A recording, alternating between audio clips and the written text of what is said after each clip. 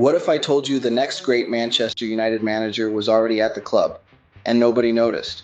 Michael Carrick might not be loud, but that's exactly why he could be elite. A little part of his history with the Devils, Carrick joined Manchester United in 2006 from Tottenham for about £18 million. At the time, fans questioned the price, but Sir Alex Ferguson saw something different: control, intelligence, and composure. Over 12 years at United, 464 appearances, 24 goals, 5 Premier League titles, 1 Champions League, 1 Europa League, 1 FA Cup, plus 3 League Cups. He became a legend behind one of United's most dominant eras.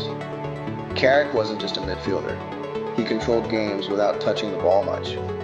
That type of intelligence translates perfectly into coaching, reading space, tempo, and decisions. When he arrived at Manchester United, he didn't have much experience managing teams. In fact, Carrick went straight from player to coach at Manchester United, learning on the job.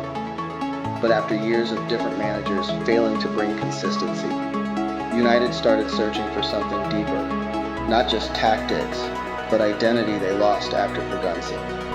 They needed someone who truly understands what it means to be a Red Devil, how the club plays, the standards, the mentality. And Carrick lived there for over a decade. He won everything at the club, worked under Sir Alex Ferguson, and understands the DNA of Manchester United. He may not have started with experience, but he has something just as valuable: real understanding of the club from the inside. Carrick's whole strategy is simple. He builds the system around the players, not the players around the system. Previous managers forced rigid systems. Carrick asks, what are my players actually good at? That's why they look more natural, more confident. He uses a simple 4-2-3-1. Midfield stays connected, defense protects the center, and attack has freedom. It's compact, but controlled.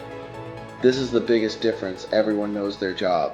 Bruno higher, wingers wide, fullbacks controlled, midfield disciplined. No confusion, no chaos. Oh, reckless pressing, no forced build-up. They wait, then attack smart. Less panic, more intelligence. He adapts the attack, link-up striker or runner in behind, depends on the opponent. That flexibility is key. Carrick didn't change the players. He changed the environment so they could finally play like themselves. After Sir Alex Ferguson, Manchester United went through several managers who struggled because they tried to impose their own systems instead of adapting to the players. José Mourinho made the team too defensive and restricted creativity. Ole Gunnar Solskjær gave freedom but lacked consistent structure.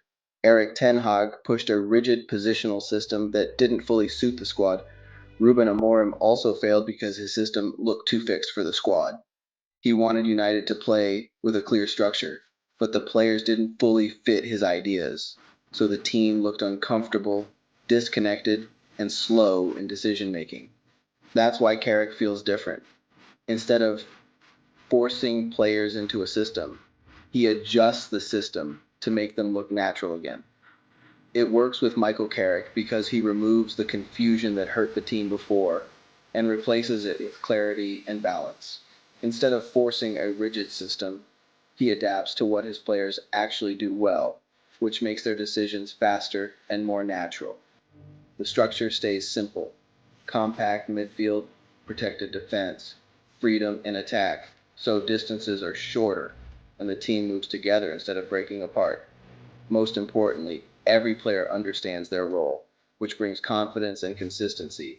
And that's why the team looks calmer, more controlled, and far more effective. Right now, Manchester United are sitting in third place in the league, putting them on track to return to the Champions League after missing out in recent seasons, something that hasn't been consistent since the post-Ferguson era. But to stay there, they need stability, keeping the same structure, avoiding constant tactical changes, maintaining player confidence, and managing injuries and squad depth. If they stay consistent with Carrick's approach, they have a real chance to not just qualify, but build something sustainable.